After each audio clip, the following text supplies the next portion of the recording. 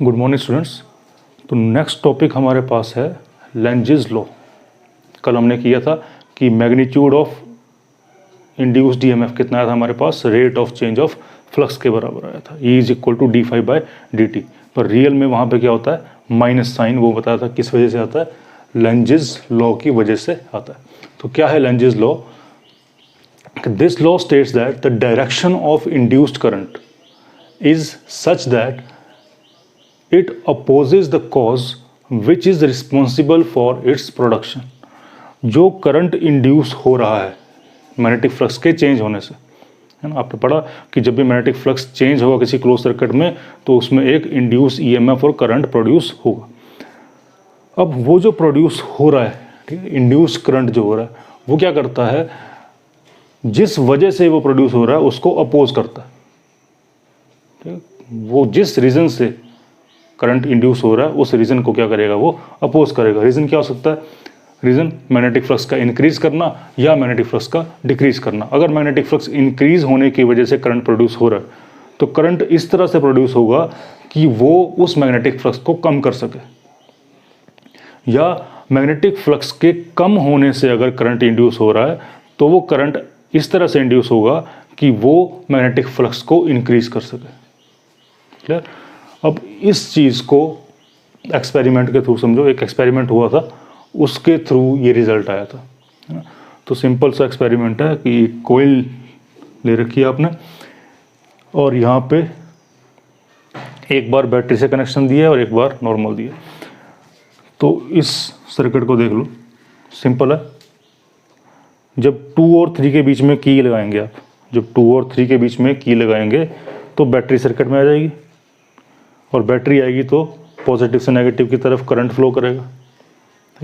और जब 1 और 2 के बीच में लगाओगे तो इसका कोई काम नहीं है बैटरी का, तो ये ख़त्म हो जाएगी, सिर्फ आपके पास ये कोयल बचेगी। क्लियर? तो सपोज देखो, सबसे पहले क्या करते हैं कि 2 और 3 के बीच में एक की लगा देते हैं। मान लो आपने क्या किया, 2 और 3 के बीच में एक की लगा दी, तो अब क्या हुआ, बैटरी सर्किट में आ गई और बैटरी आ गई तो पॉजिटिव से नेगेटिव की तरफ करंट फ्लो करेगा। तो पॉजिटिव से करंट जाएगा ये और यहाँ से इस तरह, तो इसको ऊपर से देखो एंटी क्लॉकवाइज चल रहा है ना, यहाँ से आया और यहाँ से ऐसा एंटी क्लॉकवाइज करंट गया, फिर यहाँ से आएगा ऐसा जाएगा। तो हर बार ये करंट यानी कि ऊपर की तरफ से देख रहे हैं तो कैसा आ रहा है, एंटी क्लॉकवाइज आ रहा है, ऊपर से कैसा आ रहा है, एंटी क्लॉकवाइज। अब आपको पता है कि कोयल जो होती है सिंगल करंट कैरिंग कोयल, आपने पढ़ा है कि single current carrying coil as a magnetic dipole काम करती है। पता है आपको कि ये पढ़ा था हमने कि अगर हमारे पास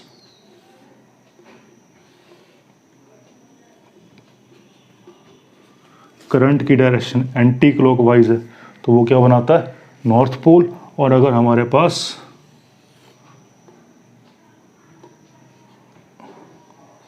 करंट की डायरेक्शन कैसी है, क्लॉकवाइज, देखो एस मतलब clockwise, clockwise means south pole और एन से बन रहा था anti clockwise means north pole. तो यहाँ पे ऊपर से कैसा आया था, एंटी क्लॉकवाइज, यानी कि ऊपर क्या बन रहा है, नॉर्थ पोल। क्लियर हो गया? अच्छा, इस सर्किट में यहाँ पे आप एक क्या लगा दो, गैल्वेनोमीटर लगा दो। अब ऊपर बन रहा है एंटी क्लॉकवाइज, और जब एंटी क्लॉकवाइज ऊपर बन रहा है तो मान लो कि गैल्वेनोमीटर ने उस टाइम के लिए डिफ्लेक्शन दिखाई राइट के लिए। समझ में आ गया कि हमने 2 और 3 के बीच में की लगाई, सर्किट में करंट फ्लो किया, करंट की डायरेक्शन ऐसी है कि ऊपर क्या बन रहा है, एंटी क्लॉक, यानी कि नॉर्थ पोल बन रहा है। यानी कि जब नॉर्थ पोल बन रहा है तो डिफ्लेक्शन क्या आ रही है, राइट। तो इस चीज़ को याद रखो कि जब नॉर्थ बन रहा है यानी कि एंटी क्लॉकवाइज, तब हमारे पास गैल्वेनोमीटर क्या दिखा रहा है, टुवर्ड्स राइट।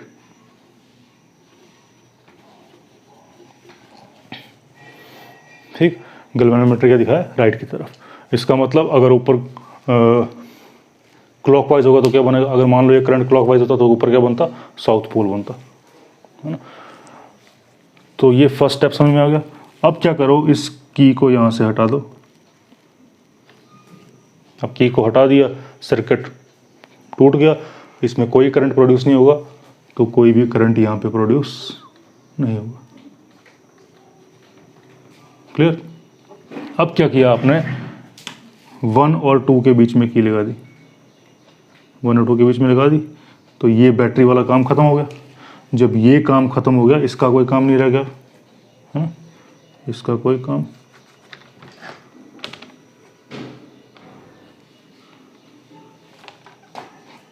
क्लियर? अब ये रह गया आपके पास। अब क्या किया आपने, ऊपर से नॉर्थ पोल साउथ पोल एक मैग्नेट ली और उस मैग्नेट को नीचे की तरफ लाना शुरू किया। सपोज उस मैग्नेट को आपने नीचे की तरफ लाना शुरू किया। जब मैग्नेट को नीचे की तरफ लाए तो एक्सपेरिमेंट में क्या देखा कि गैल्वेनोमीटर राइट डिफ्लेक्शन दिखा रहा है। जब नॉर्थ पोल को नीचे की तरफ ला रहे हैं तो गैल्वेनोमीटर ने क्या किया, राइट की तरफ डिफ्लेक्शन दिखाई। अब गैल्वेनोमीटर ने राइट डिफ्लेक्शन दिखाई, मतलब ऊपर क्या बन रहा है, north pole, anti clockwise current flow कर रहा है। ठीक है, अभी देखा हमने, इससे पहले चेक किया था हमने कि अगर एंटी क्लॉक बन रहा था ऊपर तो गैल्वेनोमीटर ने माना था हमने कि राइट डिफ्लेक्शन दिखा रहा है। तो जब हम नॉर्थ पोल को लेके आए, इसमें फ्लक्स चेंज आया, फ्लक्स चेंज की वजह से करंट प्रोड्यूस हुआ, और करंट प्रोड्यूस होने से गैल्वेनोमीटर ने डिफ्लेक्शन दिखाई, और डिफ्लेक्शन किस साइड दिखाई, टुवार्ड्स राइट। और राइट कब दिखा रहा था, जब ऊपर क्या बन रहा था, नॉर्थ पोल, यानी कि यहाँ पे क्या बन रहा था, नॉर्थ पोल और एंटी क्लॉकवाइज करंट। अब देखो नॉर्थ पोल नीचे की तरफ आ रहा है और ऊपर भी क्या बन रहा है, नॉर्थ पोल। तो ये नॉर्थ इसको क्या करेगा, रिपेल करेगा, यानी कि इसको नीचे नहीं आने देगा। ठीक, ये करंट प्रोड्यूस कैसे हुआ था, इस नॉर्थ पोल के नीचे आने की वजह से। ये होता, इस मैग्नेट के नीचे आने की वजह से, इस नॉर्थ के नीचे आने की वजह से करंट प्रोड्यूस हुआ था। लेकिन जैसे ही करंट प्रोड्यूस हुआ, उसने ऊपर क्या बना दिया, नॉर्थ पोल, तो उसने इसके नीचे आने को क्या कर दिया, अपोज कर दिया। किया, क्योंकि नॉर्थ क्या करते हैं, रिपेल करते हैं। तो जिस वजह से ये करंट प्रोड्यूस हुआ था एंटी क्लॉकवाइज, उस वजह को इसने क्या कर दिया, अपोज कर दिया। Oppose the cause which is responsible for its production. जिस वजह से ये करंट प्रोड्यूस हुआ था उसको अपोज कर रहा है। क्लियर? अब मान लो से नेक्स्ट केस लेते हैं। नेक्स्ट में क्या हुआ कि इस मैग्नेट को ऊपर की तरफ ले गए। अब नॉर्थ पोल को कहाँ लेके जा रहा है, ऊपर की तरफ लेके जा रहा है। और जब नॉर्थ पोल को ऊपर की तरफ लेके जा रहे थे तो देखा कि गैल्वेनोमीटर में डिफ्लेक्शन जो आ रही है वो क्या आ रही है, टुवार्ड्स लेफ्ट आ रही है। अब टुवार्ड्स लेफ्ट आ रही है, मतलब उस टाइम पे क्या होगा, साउथ पोल बनेगा, बताया था आपको। तो टुवार्ड्स लेफ्ट पे, अगर राइट पे नॉर्थ है तो इस पे क्या बनेगा, साउथ। तो यहाँ पे साउथ पोल क्या बनेगा इस बार, south pole. South pole means clockwise current, तो क्लॉकवाइज करंट बनेगा।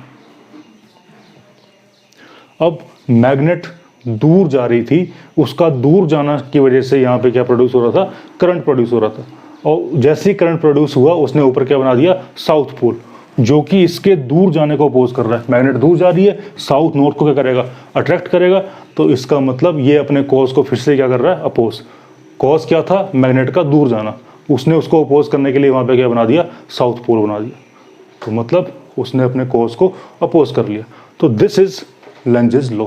इस एक्सपेरिमेंट से आप इसको समझ सकते हैं। तो माइनस साइन क्या बता रहा है आपको, माइनस साइन बता रहा है कि जो इंड्यूस ईएमएफ और करंट होता है वो अपने कॉज को अपोज करता है, इसलिए यहाँ पे क्या आता है, माइनस साइन आता है। क्लियर? कोई डाउट? तो ये डायग्राम आप बना लो।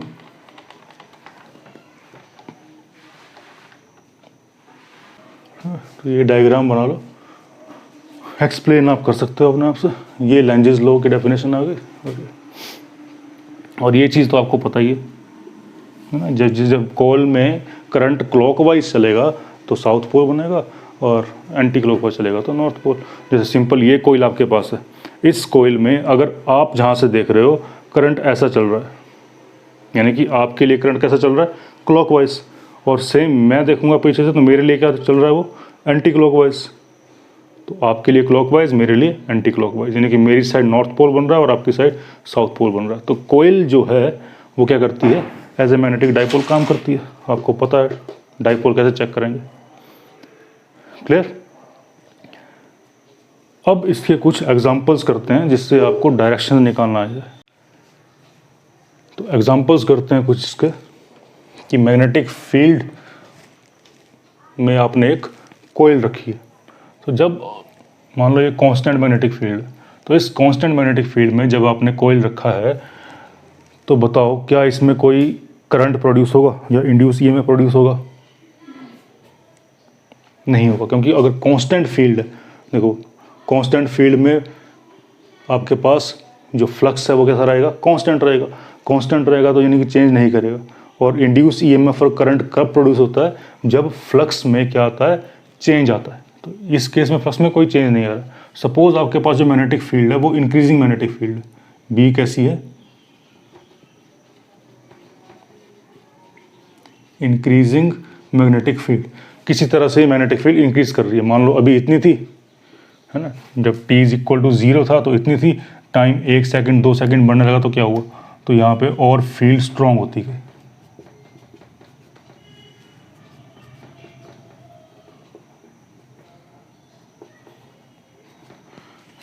फील्ड क्या होगी आपकी? और स्ट्रांग होगी। तो देख लो फ्लक्स में चेंज आ रहा है। पहले सिर्फ 2 थे, अब ज़्यादा बन जाएंगे। मान लो पहले 2 लाइन क्रॉस कर रही थी, फील्ड स्ट्रांग होने से वो 4 हो गई, और स्ट्रांग हो जाएगी तो 6 हो जाएगी। अब देखो इसमें क्या हो रहा है कि फील्ड जब इंक्रीज हो रही है तो फ्लक्स में चेंज आएगा। फ्लक्स में चेंज आएगा तो इसमें करंट प्रोड्यूस होगा।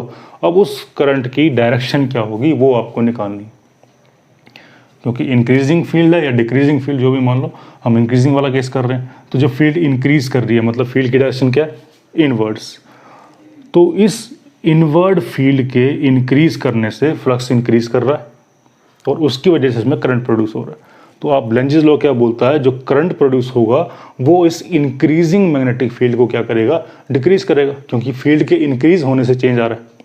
तो उस इंक्रीज को, मैग्नेटिक फील्ड के इंक्रीज को कम करने के लिए इस कोयल में जो करंट बनेगा वो इस फील्ड के ऑपोजिट फील्ड बनाएगा, है ना। अगर एक मैग्नेटिक फील्ड ऐसी है 10 यूनिट्स की, आप यहाँ बना दें 3 यूनिट्स की, तो क्या हो जाएगी?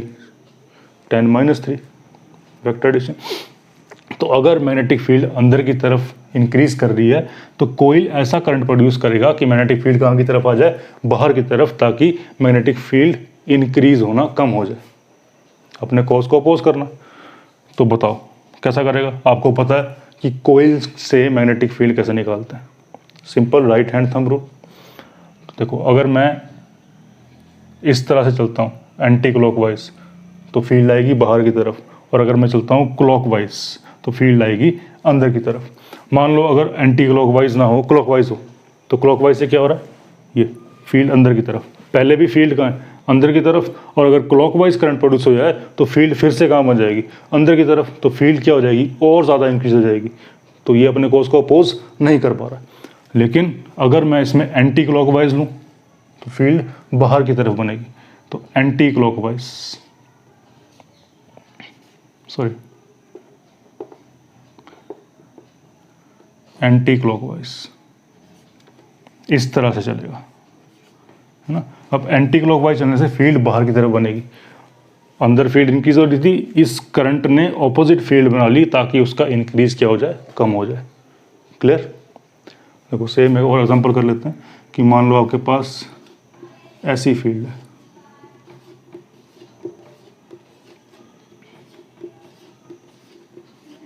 मान लो ये फील्ड भी कैसी है? इंक्रीजिंग फील्ड है, इंक्रीजिंग विद टाइम, टाइम के साथ इंक्रीज कर रही है। तो फील्ड इंक्रीज कर रही है तो फ्लक्स इंक्रीज करेगा। फ्लक्स इंक्रीज करेगा तो इस कोयल में करंट प्रोड्यूस होगा। अब वो करंट कैसा प्रोड्यूस होगा? ऐसा प्रोड्यूस होगा कि वो इस फील्ड के इंक्रीज होने का अपोज करे। तो फील्ड बाहर की तरफ आ रही है, ठीक है, जो फील्ड है वो कैसी है? बाहर की तरफ। तो कोयल में जो करंट फील्ड प्रोड्यूस होगी वो कैसी होनी चाहिए? अंदर की तरफ। तो अंदर की तरफ कैसे होगी? जब क्लॉकवाइज चलेगा। इसका मतलब अब ऐसी फील्ड देखो कैसी बनेगी? क्लॉकवाइज।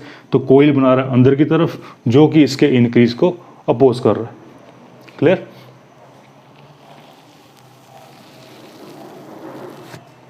नेक्स्ट एग्जांपल देख लो कि ये एक वायर है, इस वायर में करंट इंक्रीज कर रहा है।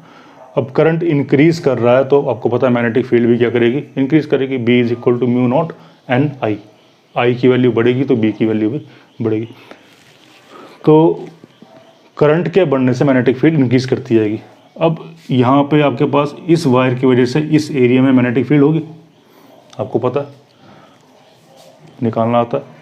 ये करंट फ्लो कर रहा है, थंब रखा in the direction of current, curl किया, वो देगी मैग्नेटिक फील्ड की डायरेक्शन। तो दिस यानी कि कैसी फील्ड आ रही है इस पॉइंट पे, यहाँ कहीं भी पॉइंट ले लो, कहाँ आ रही है, बाहर की तरफ। तो बाहर की तरफ फील्ड आ रही है, यानी कि यहाँ फील्ड कैसी है, बाहर की तरफ।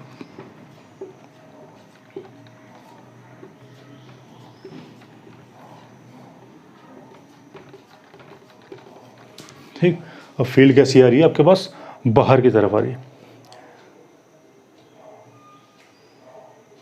तो इस कोयल में कैसा करंट प्रोड्यूस होगा, फिर से भाई इसके इंक्रीज को क्या करना है, उसको अपोज करना है। जब इंक्रीज को अपोज करना है, यानी कि देखो फील्ड कहाँ है, बाहर की तरफ, यानी कि कोयल जो फील्ड बनाएगी वो कैसी होनी चाहिए, इस फील्ड से अपोजिट, यानी कि अंदर की तरफ। और अंदर की तरफ कब होगी, जब कैसा बनेगा, क्लॉकवाइज, है ना। तो ये बन गया अंदर की तरफ, देखो। तो इससे थंब मतलब फील्ड, तो जो कोयल फील्ड बना रहा है वो उससे ऑपोजिट बना रहा है।